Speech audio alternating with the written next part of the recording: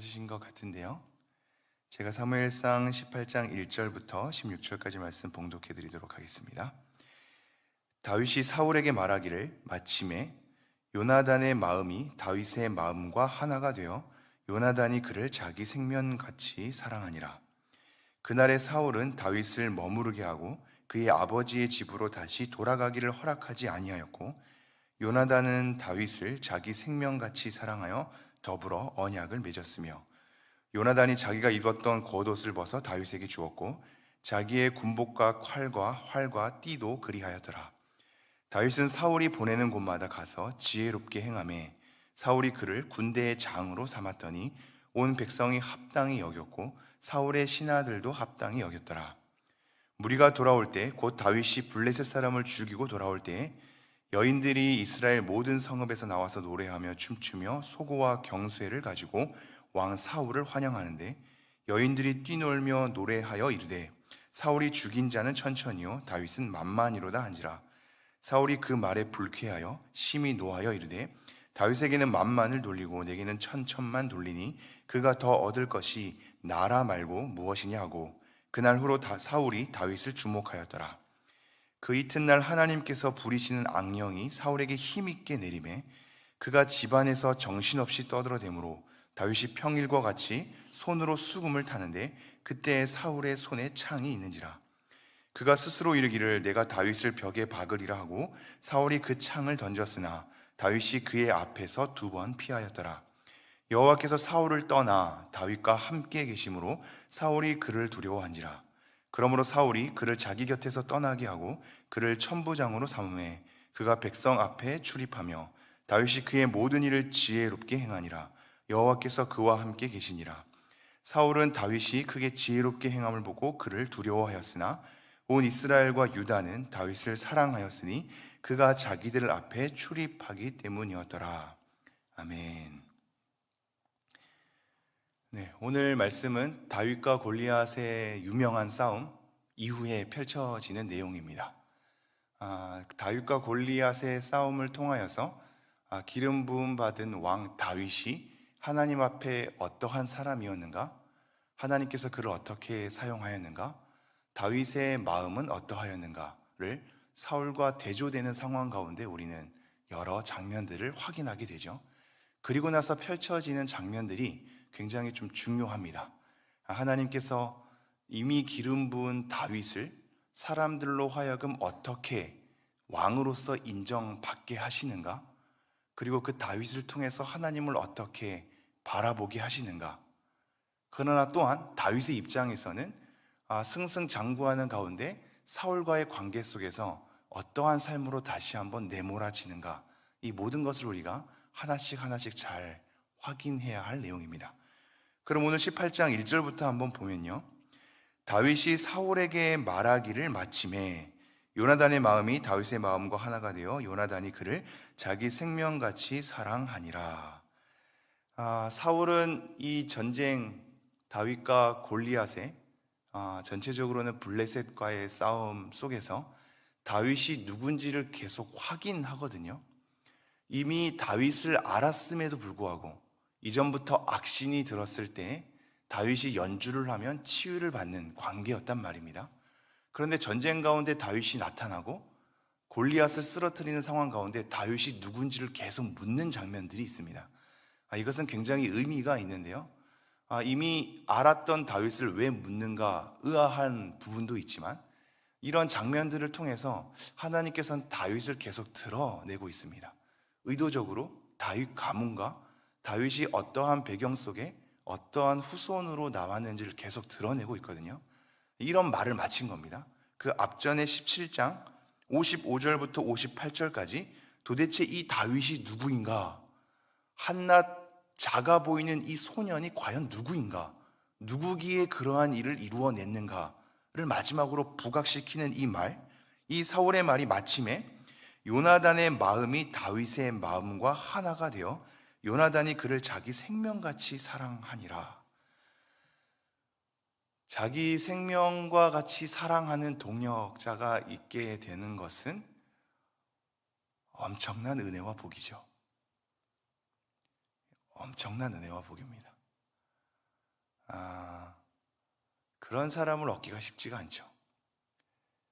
상황마다 달라지고 신뢰했다가도 깨지는, 돌아서면 다시 원상태로 돌아가는 것만 같고, 괜찮게 지냈다가 생각했는데 어떠한 사건 하나에 오해가 휘말리고 금방 깨지는 관계, 이것을 우리는 교회에서도 많이 늘 경험합니다.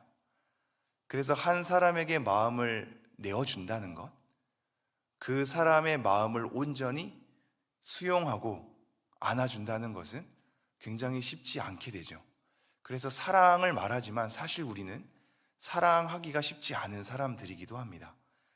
그러한 가운데 자기 생명처럼 나를 아껴주는 사람, 나 또한 정말로 그 사람은 사랑해 라는 말을 서스럼 없이 할 수 있다라는 관계가 맺어진다라는 것은 이건 엄청난 은총인 거거든요. 그것만큼 힘이 생길 수 있는 관계가 없죠. 다윗에게는 하나님께서 요나단을 붙여주셨습니다. 또한 요나단에게는 다윗을 붙여주셨습니다. 굉장히 엄청난 이 관계. 이들의 관계를 어떤 식으로 표현하냐면요, 마음과 마음이 하나가 되었다라고 표현합니다. 마음과 마음이 하나가 되었다. 이것은 좀 더 들여다볼 내용들이 있습니다. 단지 인간적인 감정의 사랑의 맺음이 아닌 겁니다. 인간적인 감정으로 순간 우리 금방 사랑에 빠졌다라는 표현을 금사빠라고 하잖아요. 이 사울의 말이 마침에 요나단이 갑자기 저 사람은 내 스타일이야 이러면서 갑자기 서로 좋아한 게 아니란 말입니다. 이들은 왜 마음과 마음이 하나가 되었을까? 그것은 좀 더 신앙적인 의미가 있고 하나님 앞에서의 정직한 마음에 대한 반응으로서 서 있는 겁니다. 그것을 어떻게 알 수 있냐면요, 14장 6절에 가보면 요나단이 이런 고백을 합니다. 제가 한번 읽어드리죠. 14장 6절인데요, 요나단이 자기의 무기를 든 소년에게 이르되 우리가 이 할례 받지 않은 자들에게로 건너가자. 여호와께서 우리를 위하여 일하실까 하노라. 여호와의 구원은 사람이 많고 적음에 달리지 아니하였느니라. 이 고백 굉장히 유사하지 않습니까? 이 할례 받지 않은 자들에게 건너가자, 이 표현도 굉장히 익숙하죠. 다윗이 골리앗의 도전 속에 너네들을 모욕하면서 싸우자고 시비를 걸 때에 도대체 이 할례 받지 않은 자가 하나님을 모욕할 수 있는가에 대해서 다윗이 분노를 일으키거든요. 그리고 그 만군의 여호와의 이름으로 나아가게 되죠. 또 하나가 요나단이 여호와의 구원은 사람이 많고 적음에 달리지 아니하였다, 이런 표현을 하면서 달려간단 말입니다. 우리가 다윗의 표현도 볼 수가 있죠. 17장 47절에 보면 17장 47절 다윗이 이렇게 나갑니다. 또 여호와의 구원하심이 칼과 창에 있지 아니함을 이 무리에게 알게 하리라. 전쟁은 여호와께 속한 것인즉 그가 너희를 우리 손에 넘기시리라. 굉장히 유사하죠. 이 믿음의 내용이 유사합니다. 하나님과의 관계, 그 속에서 형성된 믿음, 하나님을 누구로 아는지에 대한 이 신앙의 토대가 유사하단 말입니다. 사람의 많고 적음의 구원이 달려있지 않다. 다윗은 칼과 창이 우리를 구원하지 않는다, 하나님이 구원한다 라면서 둘 다 하나님이 어떠한 분인지를 알고 그 앞에 어떻게 나아가야 하는지를 아는 믿음의 토대 가운데 이들이 하나님 앞에 서 있습니다. 이들이 서로를 사랑할 수 있었던 이유, 마음과 마음이 하나가 될 수 있었던 이유는 단순히 우리 서로 사랑하자, 교제하자, 우리는 하나가 되어야 해, 이런 다짐만으로 되는 것이 아니란 말입니다. 같은 하나님을 섬기고 그 하나님이 어떠한 분인지를 같이 바라보며 그 속에서 믿음이란 어떤 것인가, 어떤 내용으로 채워져야 하는가, 믿음을 가진 우리는 이 시대 가운데 어떻게 살아가야 할 것인가를 같은 관점, 같은 성경적인 가치관 속에서 같이 하나님 앞에 살아내는 믿음의 통일성이 있었던 겁니다. 이것 때문에 사울의 말이 마침에 요나단은 다윗을 알아볼 수 있었던 것이고 다윗은 요나단을 알아볼 수 있었던 겁니다. 그것으로 마음이 하나가 되죠. 영혼이 하나가 된단 말입니다. 다시 한번 1절로 돌아올게요. 다윗이 사울에게 말하기를 마침에 요나단의 마음이 다윗의 마음과 하나가 되어 요나단이 그를 자기 생명같이 사랑하니라. 사랑의 관계가 이렇게 맺어집니다. 말씀드릴 게 오늘 너무 많은데 1절 잠깐 얘기하니 벌써 시간이 많이 갔네요. 빨리 간추려야 되겠네요. 다윗과 요나단의 이 사랑의 관계가 뒷부분에 가서도 계속해서 이 사랑의 관계가 계속 이어지고, 단지 지금 다윗은 요나단과의 사랑의 관계로 그치지 않고 백성들의 사랑을 받습니다. 그리고 또한 백성들의 사랑을 받는 가운데 아주 중요하게 등장하는 표현은 지혜롭다라는 표현이 등장합니다. 제가 그 부분을 좀 한번 읽어드리죠. 14절입니다. 14절, 15절, 16절을 제가 읽겠습니다. 다윗이 그의 모든 일을 지혜롭게 행하니라. 여호와께서 그와 함께 계시니라. 사울은 다윗이 크게 지혜롭게 행함을 보고 그를 두려워하였으나 온 이스라엘과 유다는 다윗을 사랑하였으니 그가 자기들 앞에 출입하기 때문이었더라. 다윗이 지금 두 가지가 도드라지게 나타나는데요, 지혜롭다라는 것과 사랑을 받는 겁니다. 이 표현들 어디선가 확인하지 않습니까? 예수님의 어린 시절을 한번 보시죠. 사람들 앞에 사랑받는 관계, 지혜가 더하여지는 예수님의 삶을 엿볼 수 있단 말이죠. 지혜롭고 사랑받는 관계로서 특별히 기록하고 있습니다. 왜 그러할까요? 다윗은 전장에서 골리앗을 쓰러뜨려서 블레셋의 도발 가운데 이스라엘 백성을 구원해내는 역할을 하죠. 기름 부음 받은 다윗이 구원자로서 막대한 이 나라를 구원해내는 구원자로서의 왕의 모습을 이 17장에서 이미 확인했단 말입니다. 18장에서는 지혜로 통치하는 왕에 대해서 부각이 되고 있습니다. 지금 이 지혜는 어느 순간 가운데 더 빛나냐면요, 사울은 굉장히 모욕을 겪습니다. 다윗이 죽인 자는 만만이라는 표현 가운데 굉장히 그를 불쾌하게 여기면서, 그 상황을 불쾌하게 여기면서 다윗을 주목하기 시작한단 말이죠. 그래서 더욱더 악신이 들어서 다윗을 죽이기까지 하고, 다윗을 어떻게 하면 죽음 가운데 몰아갈까를 고민하는 사람으로 변하게 된단 말입니다. 그러면서 이것저것 모략을 핍니다. 왕으로서 할 수 있는 권한을 가지고 사람들이 알아챌 수 없는 은밀한 자기의 모략을 통하여서 다윗을 자꾸 바깥으로 몰아냅니다. 처음에는 다윗을 자기의 궁 안에 들이죠. 그러나 사람들이 심상치 않으니 그 다음부터 다윗을 주목해 보기 시작합니다. 그의 통치는 이스라엘 백성이 하나님 앞에 잘 서게 하는 가에 있지 않습니다. 나보다 더 인기를 끌고 나보다 더 사람들의 추앙을 받는 저 다윗에 대해서 내가 이제 어떻게 처리할까가 그 왕의 역할로 바뀌어버리는 아주 불운한 상황이 되는 겁니다. 그래서 이 다윗을 나중에 천부장으로 내몰죠. 천부장은 1000명의 군인들의 장인 것인데 야외 생활을 해야 되거든요. 궁중에 있으니 사람들의 추앙을 받는 것 같으니 밖으로 쫓아내버리는 겁니다. 그런데 어떻게 되죠? 밖으로 쫓아내도 오히려 백성들을 더욱 만나게 되니 백성들의 사랑을 받는다는 표현을 씁니다. 그 어떤 모략으로도 하나님께서 선택해서 사용하시는 다윗의 삶에 대해서 몰아내면 몰아낼수록 그 속에서 더욱더 지혜를 바라고 더욱더 사랑을 받는 관계로 펼쳐지게 되죠. 어떠한 그의 모략도 하나님께서 다윗을 사랑하고 쓰고자 하니 막을 수가 없는 겁니다. 오히려 그 모략이 그에게는 더 덕이 되지요. 백성들의 출입 가운데 백성들의 사랑을 받는 통치자로서 계속 나아간단 말입니다. 그래서 굉장히 의미가 있습니다. 모든 백성들에게 사랑을 받게 되고 모든 백성들이 그를 합당히 여기는 관계가 되는 것, 이것이 5절에 나와 있는데요, 다윗은 사울이 보내는 곳마다 가서 지혜롭게 행하매 사울이 그를 군대의 장으로 삼았더니 온 백성이 합당히 여겼고 사울의 신하들도 합당히 여겼더라. 여러분, 이게 쉽지 않거든요. 쉽지 않습니다. 한 나라의 왕이 되고 지도자가 된다는 것, 리더가 된다는 것은 그 사람을 좋아하는 사람과 그 사람을 싫어하는 사람이 있기 마련입니다. 어떠한 지도자도 어떠한 목회자도 그 순간을 맞이하게 되죠. 그러나 모든 사람들이 합당히 여기고 모든 사람들의 사랑을 받으며 그 속에서 지혜를 행할 수 있는 지도자가 생긴다는 건 모두에게 엄청난 은혜와 복일 것입니다. 하나님은 지금 다윗을 그렇게 왕으로 등극시키고 있습니다.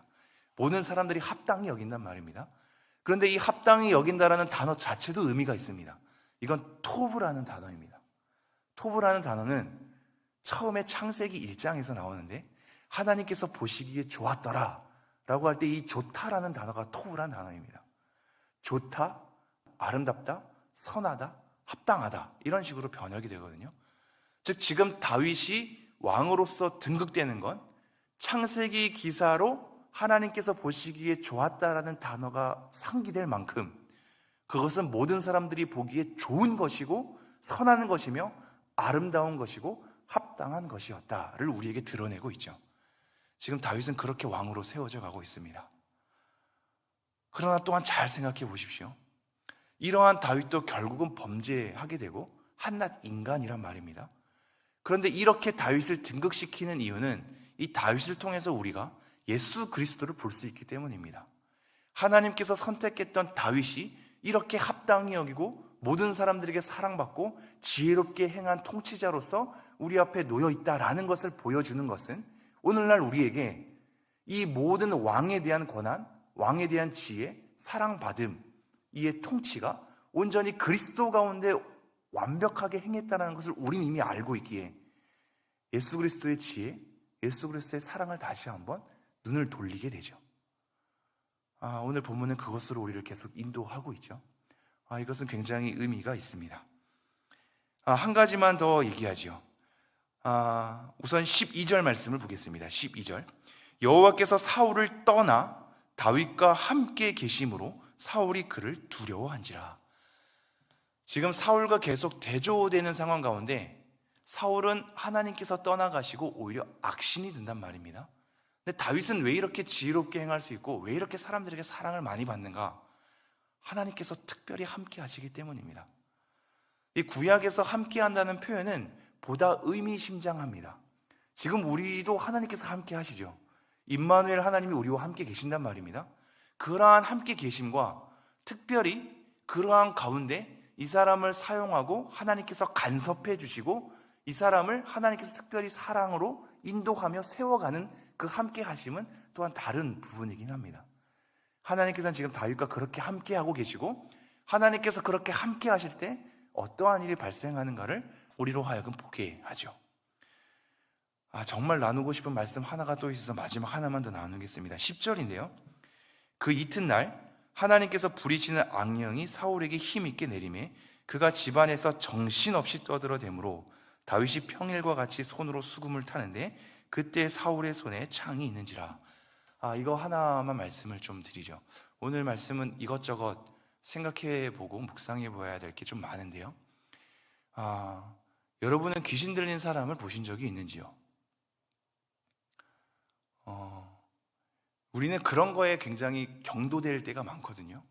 성경 이곳저곳에 보면 나사렛 예수 그리스도의 이름으로 명하노니 사탄아 물러가라 라고 할 때 그것에 굉장히 우리의 감정이 경도되죠. 그래서 아멘이 나옵니다. 저도 20대 때 그런 걸 많이 경험을 했거든요. 그러니까 어떠한 부분에 성도님들이 반응을 하고 아멘을 외치며 감정적으로 경도된다는 것을 저도 이미 20대 때 다 경험을 하게 됩니다. 저도 집회를 막 인도하게 되고 할 때 나사렛 예수 그리스도 이름으로 명하노니 우리 안에 여러 가지 우리를 괴롭히는 악한 영들아 우리의 근심과 염려들아 물러갈지어다 이러면 다 아멘이 나옵니다. 그 특유의 어조와 특유의 내용을 가지고 집회라는 특성 가운데 우리의 감정을 터치할 수 있는 그 지점들이 있습니다. 그것이 우리 삶 가운데 어떻게 잘 분별해야 하는 것과는 상관없이 단순히 이 문구와 어조 하나만으로 외칠 때 아멘이라는 것이 나올 수 있다라는 이 관계를 그 교회 문화를 이미 저는 20대 때 많이 경험을 하게 되죠. 그래서 그거를 많이 표현하고 그거를 많이 할 때 아멘이 나오는 이 좋은 분위기를 만드는 것을 충분히 연출해낼 수 있거든요. 근데 우리는 잘 알게 되죠. 그것을 흉내낼 때 귀신도 알기 때문에 내가 바울도 알고 예수도 알지만 도대체 넌 누구냐? 라고 수모를 겪는 사도행전의 기사를 알게 되죠. 제가 왜 이 얘기를 하냐면요. 그러한 문구를 외치고 감정적으로 경도되는 것은 누구나 다 할 수 있습니다. 귀신을 물러가라 외치는 건 뭐 누구나 다 할 수 있죠. 오늘날에도 그 젊은 청년들이 막 집회하는 유튜버의 유명한 청년들이 있거든요. 막 이렇게 성령님을 부르며 예수 그리스도 이름으로 막 하며 뭔가 막 떠나가는 것 같아서 사람들이 막 몰려오고 굉장히 신기해하죠. 근데 그거 사실 다 아무나 할 수 있습니다. 제가 이 말씀을 드리는 이유는 오늘 사울은 지금 악령이 들었단 말입니다. 사울에게 힘있게 내립니다. 그러니까 그가 정신없이 떠들어댑니다. 우리가 한 가지 생각해야 될 게, 귀신이 들면 우리는 나사렛 예수 그리스도 이름으로 명하노니 물러갈지어다 이러면 다 해결될 것으로 생각합니다. 물론 성경의 수많은 사건들이 그렇게 우리에게 얘기를 하고 있죠. 그러나 오늘날 우리는 좀 더 생각해 봐야 할 것들이 있습니다. 왜 그 사람에게는 귀신이 들었을까요? 그리고 그렇게 나사렛 예수 그리스도 이름으로 명해서 귀신을 쫓아낼 때 그렇게 쫓아내는 것으로 끝나게 되는지요? 그렇지가 않단 말입니다. 멀쩡한 사람에게 갑자기 귀신 드는 경우 또한 있습니다. 특별한 경우에 그러합니다. 그러나 왜 귀신이 드냐면 일반적인 경우에는 정상적으로 생활하지 않고 정상적으로 판단하지 않는 자들에게 귀신이 들어갑니다. 그래서 스카펙이라는 사람이 있습니다. 이 사람은 정신분열학자이기도 하고요, 하나님을 믿는 그리스도인이기도 합니다. 이 사람이 어떤 식으로 치유하냐면 정말로 하나님을 의지하면서 귀신을 쫓아내는 기도도 하거니와 일반적인 정신과 안에서의 치료 또한 같이 병행해서 이어갑니다. 즉 이것은 무엇을 얘기하냐면 좀 더 오늘날의 상황으로 맞게 얘기한다면, 누군가 성도님이 귀신이 들렸다고 칩시다. 그러면 나사렛 예수 그리스도로 이름으로 명하노니 물러갈지어다 이걸로 다 해결된다고 생각하는 것은 우리의 착각입니다. 그 사람의 가정의 상황, 배경, 그 사람이 걸어온 삶, 왜 이러한 삶을 겪게 되었는지에 대한 그 과거의 여러 상처, 아픔, 그 사람의 심정, 그 사람의 판단, 모든 것을 다 헤아려야 합니다. 왜 이러한 지경까지 이르렀는가를 그 사람 한 인생에 대한 이해 속에서 그를 받아주는 관계가 되어야 하고, 나사렛 예수 그리스도 이름으로 명하노니 귀신이 떠나가게 될 때 떠나갔다고 내가 자아도취 속에서 내가 기도했더니 떠나갔어에 만족할 것이 아니라 그 이후에 그가 정상적인 판단을 할 수 있도록, 일반적으로 하나님 앞에서 자기의 삶을 이해하며 겪어 나아갈 수 있도록 치유하고 그 사람의 삶에 관심을 갖고 그 사람이 온전히 정상적으로 회복할 수 있는 후속 조치가 있어야 한단 말입니다. 우리가 이러한 것을 자꾸 놓치니 한 방에, 한 문구에 경도되어서 해결될 수 있는 것으로 자꾸 착각을 하죠. 사울이 왜 이렇게 악신이 들었을까요? 하나님 앞에 떠나가는, 정상적으로 판단하지 않는 판단 속에서 악신이 든단 말입니다. 그렇다면 지금 다윗이 비파 하나 연주하고 악신이 떠나가게 되면 치유가 되나요? 아니죠. 잠시 나아졌다가도 사울은 또한 그러한 판단을 하고 맙니다. 우린 이걸 알아야 합니다. 정상적인 사고, 정상적인 판단, 일반적인 자기 상황에 대한 이해, 그 모든 것을 꾸려 나아갈 수 있는 목회적인 마음을 만져주고 그 사람을 이해해주고 그 사람을 인도해 줄 수 있는 수많은 목회가 필요하단 말입니다. 그것은 전혀 이루어지지 않은 채 나사렛 예수 그리스도 이름만 자꾸 운운하니, 그것도 평소엔 운운하지 않고 특별한 상황 가운데 운운하니 하나님 보시기엔 기가 막힌 노릇일 수 있죠. 제가 조금 길었는데요. 오늘 말씀 한번 정리하도록 하죠. 지금 다윗에게 쓴 요나단이라는 귀한 동역자가 생깁니다. 그리고 하나님께서는 그를 지혜 있게 하시며 많은 사람들에게 사랑받는 관계로 나아가게 하시죠. 하나님께서 선택한 왕이 어떠한 삶으로 펼쳐지는 것을 우리는 목도하게 됩니다. 우리 또한 이런 동역자가 생겼으면 좋겠고, 오늘 여러 삶 가운데 지혜롭게 행하고 우리 가운데 사랑이 넘쳤으면 좋겠습니다. 그리고 그러한 관계 가운데 사울처럼 괴로운 사람들이 생긴다면 그의 맞는 마음을 만져주고 하나님 앞에 정말로 도와달라는 기도도 하거니와 그 사람과 함께 사랑의 관계로 나아가는 그런 관계가 되는 것이 필요하겠죠. 우리의 삶 가운데 이런 여정이 있기를, 이런 쓰임이 있기를, 이런 동역자가 있기를 하나님 앞에 기대함으로 나아가는 여러분 되었으면 좋겠습니다. 기도하겠습니다. 하나님, 오늘 이 새벽에도 이 말씀을 가지고 여러 가지를 생각해 봅니다. 하나님, 우리가 온전히 하나님 안에서 여러 사람들을 만날 때 마음이 아프고 쓰리고 상처받고 또한 소통이 안 되고 또한 동역자가 생기지 않아 허탈하고 냉랭해지는 그 수많은 인생들을 경험하게 되었는데, 하나님께서 우리를 불쌍히 여겨주셔서 사랑받고 사랑해 줄 수 있는 관계가 생겨나게 하여 주시고, 동역자가 일어나게 하여 주시고, 그러한 가운데 한 사람을 주님께 인도할 수 있는 넉넉함, 지혜로움이 우리에게 있을 수 있도록 하나님께서 은혜를 허락하여 주옵소서. 이 모든 말씀 우리 주 예수 그리스도 이름으로 기도합니다. 아멘.